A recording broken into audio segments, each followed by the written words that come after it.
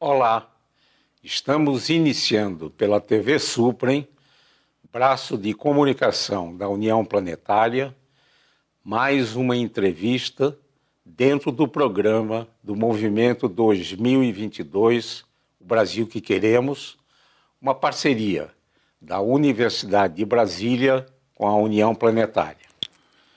Hoje teremos o prazer de conversar com Daniel Iberê Alves da Silva, doutorando de Antropologia Social da Universidade de Brasília.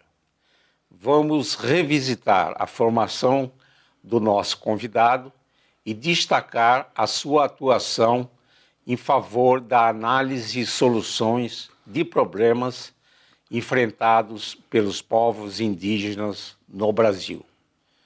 Nosso convidado é indígena do povo Mibiá-Guarani e é bacharel em Ciências Sociais pela Universidade Federal do Acre e mestre em Ciências Sociais pela Universidade Federal do Rio Grande do Norte. É professor da Universidade Federal do Acre e do Instituto Federal do Acre, e atualmente é doutorando pelo Programa de Pós-Graduação em Antropologia da Universidade de Brasília. Atua também na Fundação Getúlio Vargas como líder de projetos na formação de professores indígenas no estado da Bahia. Atua na área de Sociologia Política e Pensamento Social, com pesquisas sobre Estado, poder, identidade, movimentos sociais, populações tradicionais, migração e territorialidade no contexto do regionalismo aberto. Foi conselheiro do Conselho Municipal de Políticas Culturais de Rio Branco, no Acre, e é conselheiro do Conselho Indígena do Distrito Federal. Muito obrigado, Daniel Iberê, por ter aceito ao nosso convite. Na minha primeira indagação, pediria para revisitar a sua formação educacional no ensino básico, na graduação e na pós-graduação. Quero começar a pedir licença aos nossos ancestrais, que nossas palavras caminhem com eles, que nós possamos respeitá-los e recordar da dignidade desses povos que caminharam aqui antes da América existir e que ensinaram para nós os princípios básicos da educação. Uma educação que não se dá no interior da escola, raramente se dá no interior da escola, mas uma educação que se dá na vida, no espaço do cotidiano. Que essas palavras caminhem com eles e é a eles que se dirige. Antes de começar, eu queria só agradecer ao convite e dedicar todo o apoio aos parentes indígenas que nesse momento estão lutando por seus direitos. Eu estou dizendo isso por todos os povos indígenas que habitam essa parte do continente, mas principalmente os parentes do Tupinambá que estão enfrentando mais uma vez a sangue assassina do grande capital em seus territórios, né? Aos parentes Pataxó Rarrain, aos parentes Tuxá, né, da Bahia, aos meus mestres, aqueles e aquelas que puderam me ensinar e são grande parte daquilo que me constituíram. Sobre a educação, nós nos forjamos no combate, né?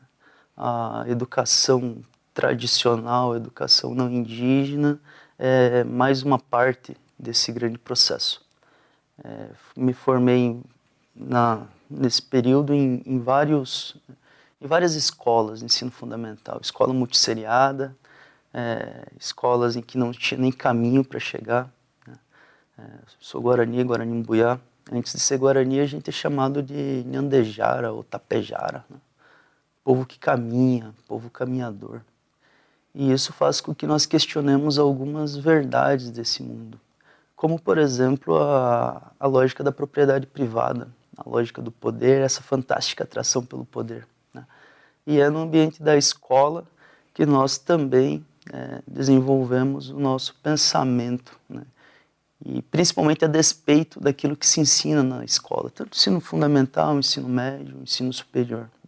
Nós estamos cotidianamente um ambiente de combate, um ambiente de luta, um ambiente de autoafirmação, de pensamento, ambientes em que nós podemos inclusive repensar quem somos, né?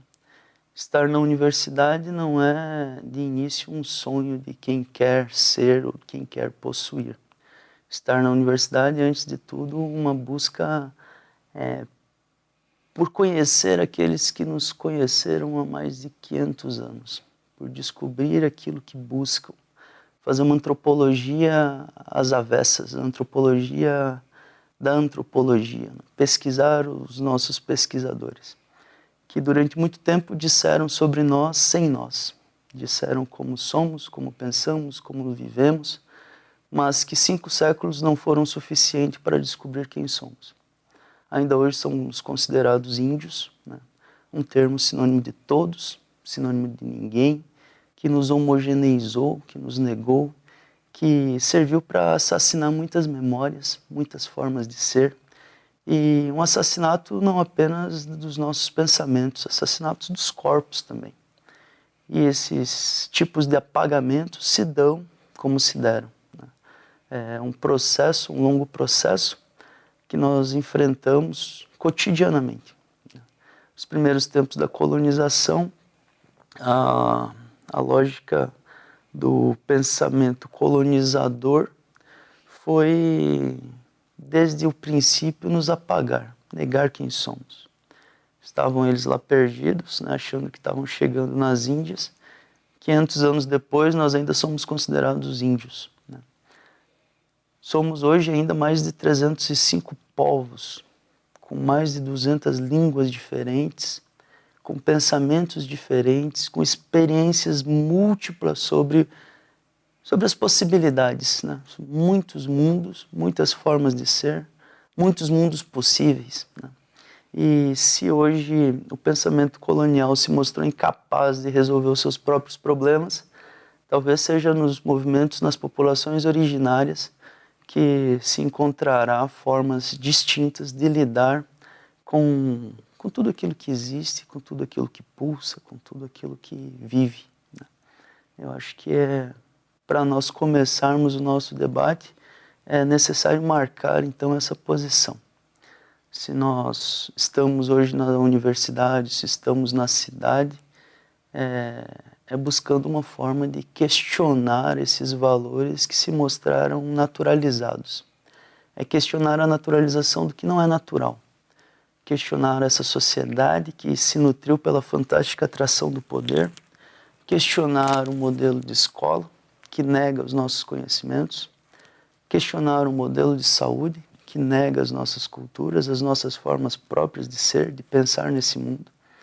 E mostrar que ainda existe espaço para o riso, para a brincadeira, para a diversão, para nos divertir, né? E divertir é mudar de direção. A sociedade colonialista, a sociedade ocidental, que tem na Europa o seu centro, é uma sociedade que agoniza, que está doente.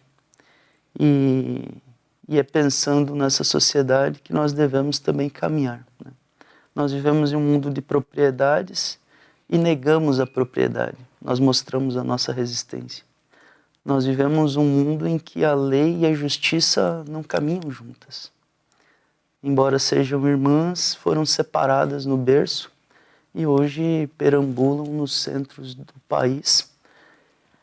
E nós vivemos em uma sociedade em que as leis serviram para nos diminuir, para criar propriedades, para nos privar, como dizia o parente, então, Casa d'Aglia, né? As propriedades que nos privam de viver e amar. E é contra esse mundo de iniquidades que nós nos movimentamos. Se existem outras formas de ser no mundo, é sempre muito possível que exista, mas é muito difícil ser indígena em uma sociedade que sistematicamente nega a dignidade dos indígenas. Então, se autoafirmar enquanto indígena, questionar esse modelo de sociedade. se autoafirmar como afrodescendente, como camponês, como as ditas minorias, que na verdade nós somos uma grande maioria dessa sociedade. Se somos pequenos é porque ainda não nos erguemos por completo, não viram o nosso tamanho, são míopes. Então, viver nessa sociedade é estudar um pouco quais os efeitos do pensamento colonizador sobre as nossas populações.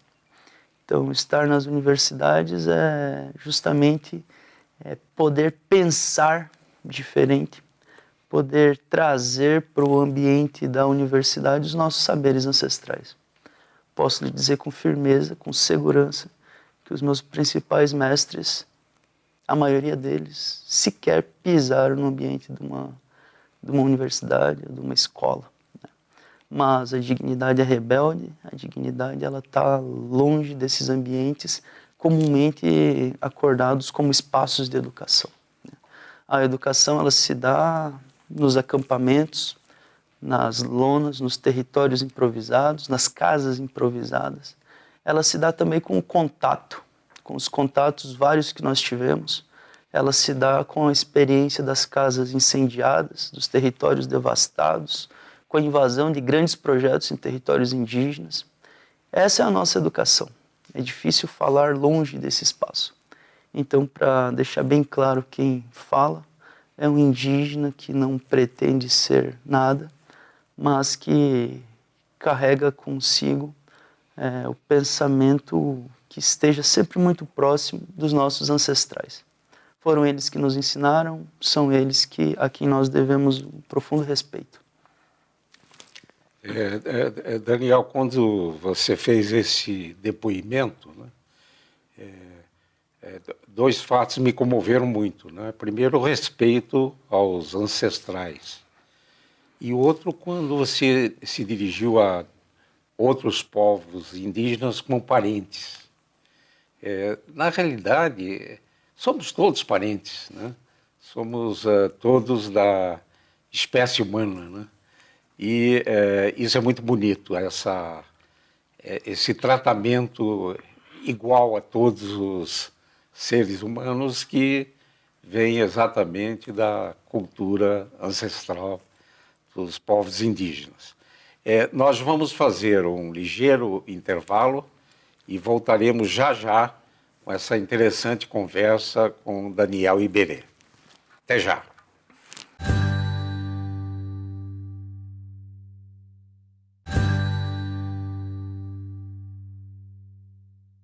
Voltamos com essa interessante conversa com Daniel Iberê. Daniel, em 2015, publicou um livro intitulado A Serpente do Capital, Pilhagem, Exploração e Destruição Cultural da América Latina. Poderia destacar os pontos importantes desse livro? Posso sim. Esse foi um livro que surgiu da dissertação de mestrado.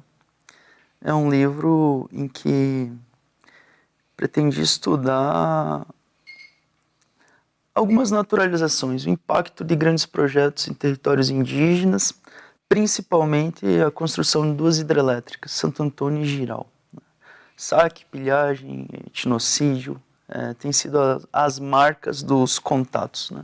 O que eu tentei mostrar é que essa não é uma ideia nova, na verdade é uma reedição dos primeiros contatos, desde que o Pison tocou lá a Foz do Amazonas e sequestrou os primeiros indígenas que ele encontrou pela frente para vender nos mercados da Europa, que entrou no primeiro contato que se tem notícia, e o primeiro saque sobre a região, que se tem notícia também, o primeiro saque sobre ela, e 5 séculos houve reedições desse contato.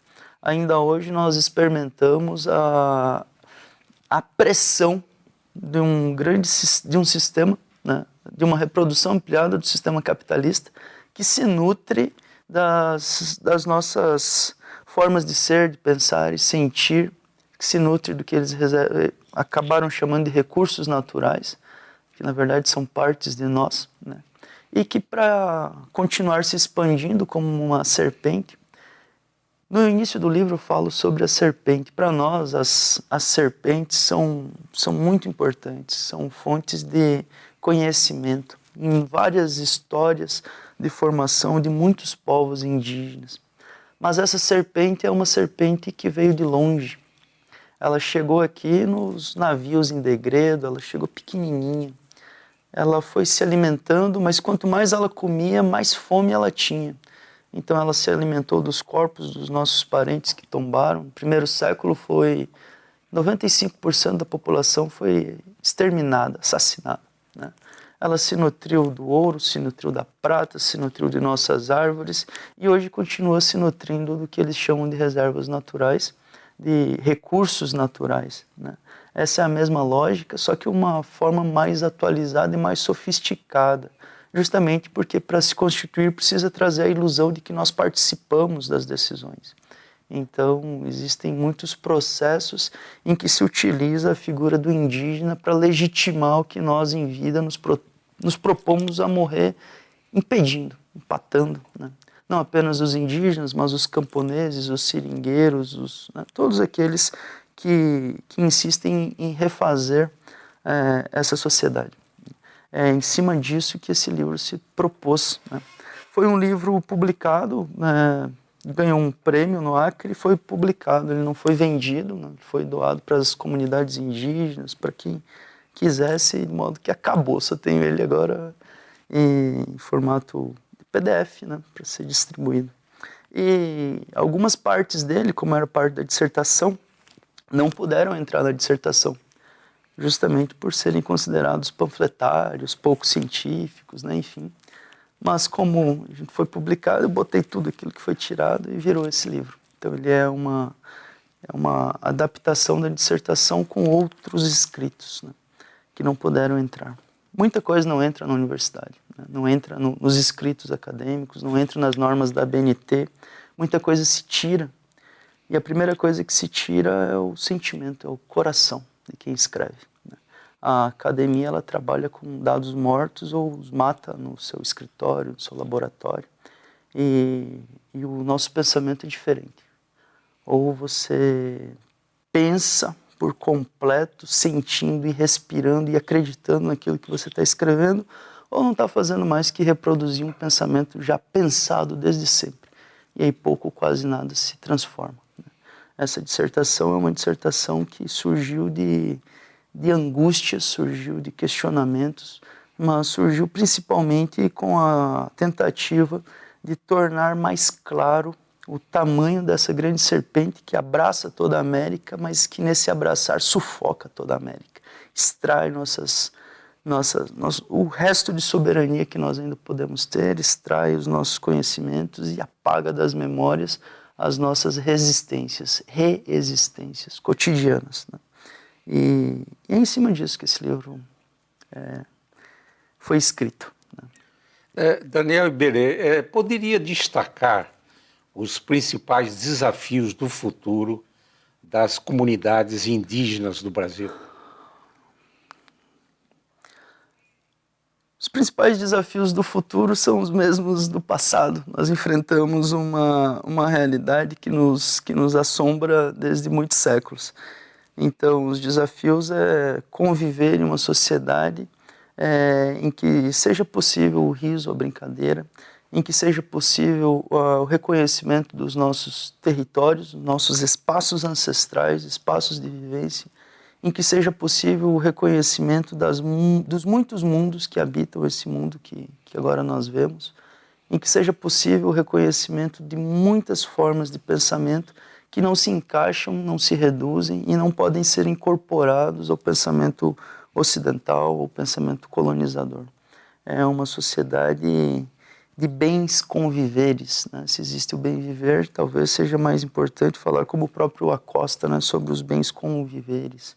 E que cada comunidade tem a sua forma e cada cultura tem as suas formas do que seja esse viver bem, viver em harmonia, viver plenamente em estado de Aguidiana, Sumacalçai, Sumacamanha, Nhanderecó, Tecoporã, enfim, existem muitas experiências na atualidade, né?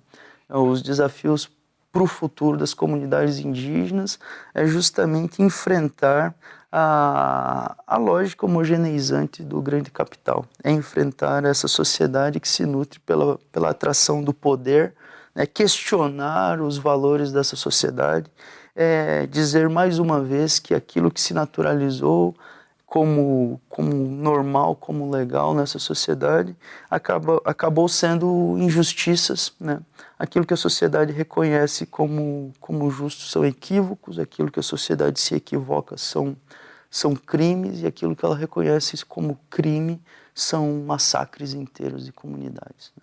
Então, nossos desafios é justamente mostrar para essa sociedade que existem outras formas de ser e viver nesse mundo. Reconhecimento de nossos territórios, reconhecimento de nossos direitos, respeito às nossas culturas, mais do que isso, e o direito de ser por completo, né? Em uma sociedade que caibam vários mundos e que nenhum deles possa ser sinônimo ou servir como justificativa para excluir os outros, né? Nós aprendemos a compartilhar durante muito tempo, né? E talvez esses valores possam ser apreendidos, né, pela sociedade ocidental, que está caindo, né, que está doente, está desesperada e que não encontra mais na Europa a resposta para as suas crises. Talvez seja importante o velho continente olhar para as populações originárias e aprender com elas. Daniel Iberê, o movimento 2022, o Brasil que queremos, ele pretende atrair os jovens na construção de caminhos para termos um país, um Brasil melhor e mais justo. Nesse final de programa, poderia enviar uma mensagem aos jovens que nos assistem? Eita, posso? Acho que posso. Dizer que, por mais centralizador que o capital pretenda ser, ele ainda não destruiu as muitas experiências. Ele ainda não apagou a chama daqueles que insistem em incendiar esse mundo, né? Nós assistimos todos os dias insurgências das mais diversas, das mais variadas. Então é uma prova de que o capital não é absoluto e que existem fissuras nesse grande sistema, e é contra esse grande sistema que nós devemos nos voltar.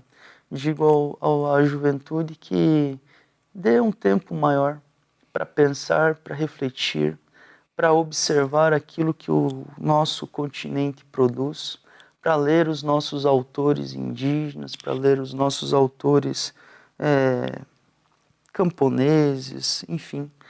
Leiam, né? Ouçam, desse tempo e espaço. O conhecimento da Europa é muito importante, mas é um conhecimento que deve ser respeitado, questionado, mas não é o único, não pode ser centralizador. Então, que a juventude tenha certeza de que não começou agora, né? As indignações não começam agora, são ancestrais, são anteriores a nós, e nós devemos aprender com os exemplos daqueles que tombaram no combate, mas que semearam sementes de liberdade nas primaveras do mundo. Façamos o mesmo e a sociedade será diferente.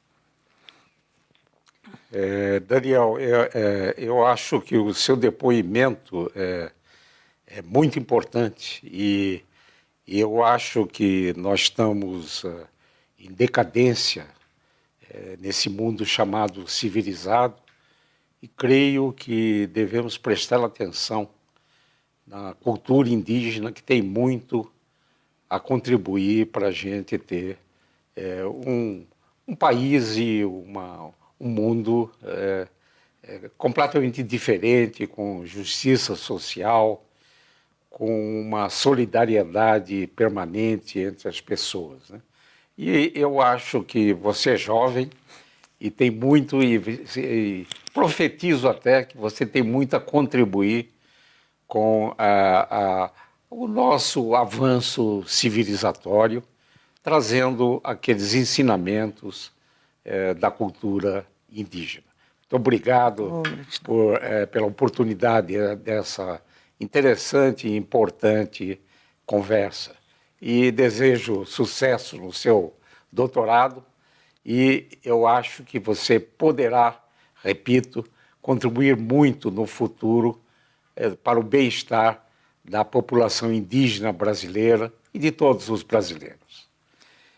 Esse e outros programas do Movimento 2022, o Brasil que Queremos, podem ser acessados no canal YouTube da TV Suprem.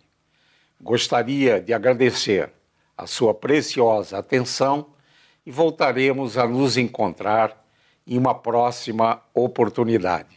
Até lá!